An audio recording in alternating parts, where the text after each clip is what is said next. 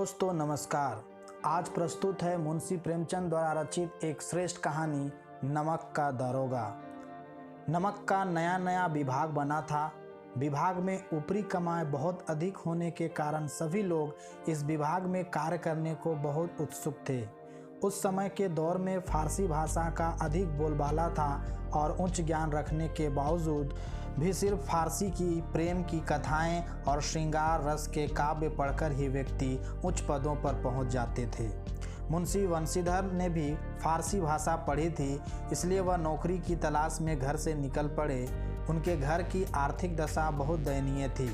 वंशीधर को उनके पिता ने घर से निकलते वक्त बहुत समझाया कि ऐसी नौकरी करना जिसमें ऊपरी कमाई होती हो और आदमी तथा अवसर देखकर घूस अवश्य लेते रहना। वंशीधर अपने पिता से आशीर्वाद लेते हैं और नौकरी की तलाश में निकल जाते हैं। किस्मत अच्छी थी कि वंशीधर को नमक विभाग में दारोगा पद की नौकरी मिल जाती है। वेतन भी अच्छा था और साथ में ऊपरी कमाई भी बहुत अधिक थी। वंशीधर के पिता को जब इसकी जानकारी होती है तो वह बहुत खुश होते हैं। मुंशी वंशीधर ने अपने 6 महीने के कार्यकाल में अपनी कार्यकुशलता और अच्छे व्यवहार से सभी अधिकारियों का दिल जीत लेते हैं। जाड़े का मौसम था। एक रात वंशीधर अपने दफ्तर में सो रहे थे। उनके दफ्तर से 1 मील की दूरी पर जमुना नदी बहती थी। वहाँ नावों का पुल बना हुआ था। गाड़ियों की आवाज़ और मल्लाहों की कोलाहल से उनकी नींद खुल जाती है। वंशीधर अपने जेब में बंदूक रखते हैं और घोड़े पर सवार होकर पुल पर जा पहुंचते हैं। वहां वे देखते हैं कि गाड़ियों की एक लंबी कतार पुल पार कर रही थी। वे पूछते हैं कि ये किसकी गाड़ियां हैं। तब उनको पता चलता है कि ये सभी गाड़ियां पंडित आलोपी दिन की है। यह सुनते ही मुंशी वंशीधर चौंक पड़ते हैं, क्योंकि पंडित आलोपी दिन उस इलाके के सबसे प्रतिष्ठित धनी जमींदार थे। उनके पास लाखों रुपयों का व्यापार था।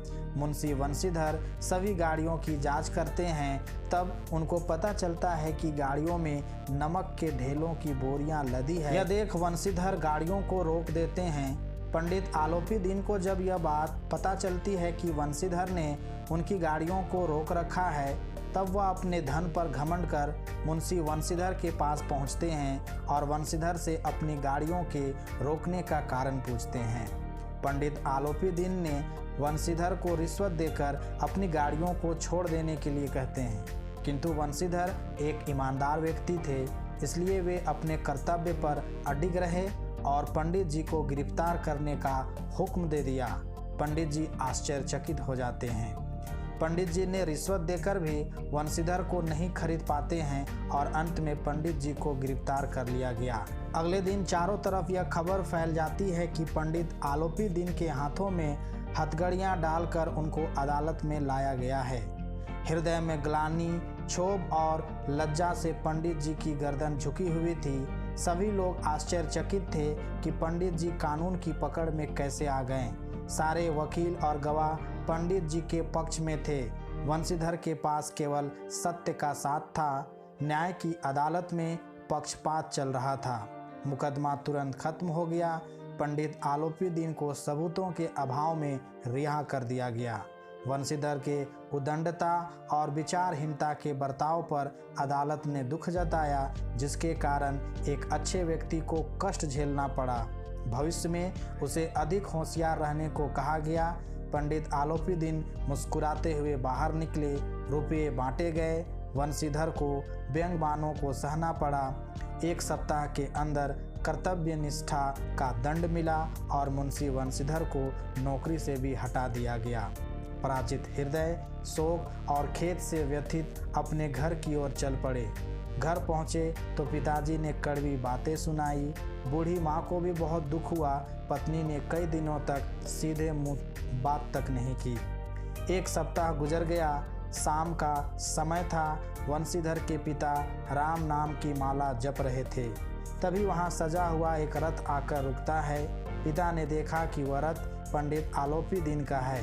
वे झुककर उन्हें दंडवत प्रणाम किया और चापलूसी भरी बातें करने लगे। साथ ही अपने बेटे को भी कोसने लगे।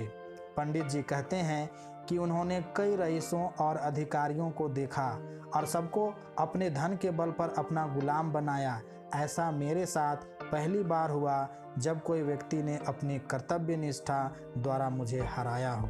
वंशीधर ने जब पंडित जी को देखा तो स्वाभिमान सहित उनका सत्कार किया। उन्हें लगा कि पंडित जी उन्हें लज्जित करने आए हैं, परंतु पंडित जी की बातें सुनकर उनके मन का मैल मिट गया और पंडित जी की बातों को उनकी उदारता बताया।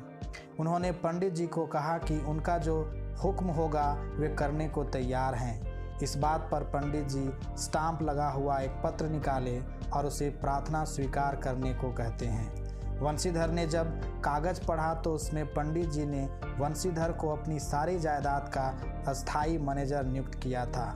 कृतज्ञता से वंशीधर की आंखों में आंसू आ गए और उन्होंने कहा कि वे इस पद के योग्य नहीं हैं। इस पर पंडित जी ने मुस्कुराते हुए कहा कि उन्हें अयोग्य व्यक्ति ही चाहिए।